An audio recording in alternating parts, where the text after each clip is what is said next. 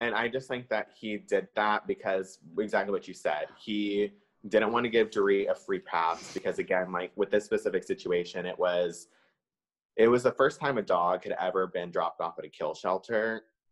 And it was like somebody that was like Lisa's best friend. And also, like, I went to Dorit's house to help set her up with the dog. Like, Hannah and I were at Dorit's house, like setting up the doggy pen, like telling her what food to eat. Like we literally like held her hand the entire way, which we never do. And it's just like, I don't know, just like a weird situation. And it's like this dog, like everyone had a specific kind of like tie to, because this dog was also like born from a pregnant mom that we had rescued. So it's like one of our old groomers has the mom dog. Like people had like raised this baby like at their house. Like everyone just like had like a deep connection to this dog. And for somebody that was supposed to be Lisa's best friend to just drop it off somewhere, like just wasn't okay. So. Well, I mean, you say, so you were nervous when you got a call from Lisa, but I mean, like, were you ever worried about like, I'm going to lose my fucking job? Like, I don't care about the damn show.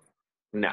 And that's actually one of the things she said to me. She's like, you're not gonna lose your job. Like, it's like, cause she understands, like, it's just like, it's a bunch of crazy women that latch onto whatever. So I was never actually worried about that. And it was funny because like Bravo put out this whole article at one point during the season that was like, does John Blizzard still work at Vanderpump Dogs? And I was like, yep.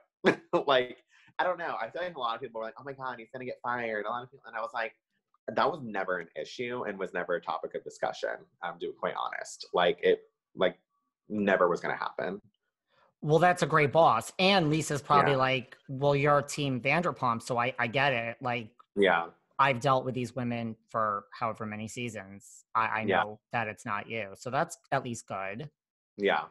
But what about like then John Cecil? Like, did Lisa have the same thought process you did of like, John Cecil wants camera time and a story and his name and out there? Did that ever cross Lisa's mind? I'm sure it did, but also, I mean, like, they're like partners. So it's like I think in like terms of like a dog foundation standpoint, I mean, like if he's out there, then like the foundation is shown, even if it's in a negative light at the moment, but it's still, you know, being talked about. So I don't think that she ever had that same conversation with him necessarily, but I mean, she knows that he was the one that did it. So, because I told her.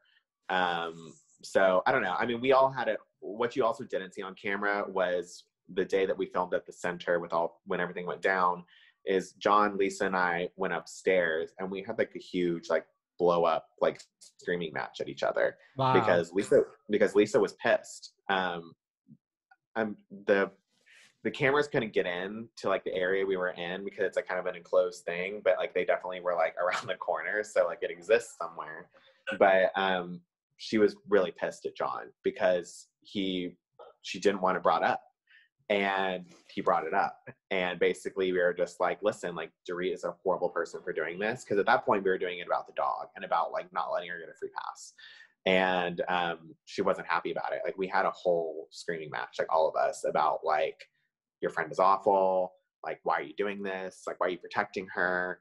I don't know. It was just like it was a big situation that day. It was like a lot of anxiety and a lot of stress and like just like a lot of emotions that day. Like there was too much going on in one day. And the cameras were there. I mean, the footage must exist somewhere. The footage exists. I just don't know where. I mean, Evolution has it. So if they want to drop it, drop it. But and when Lisa was up there screaming, she was screaming more at John Cecil than you? She was screaming more at John, yeah, for bringing the dog out.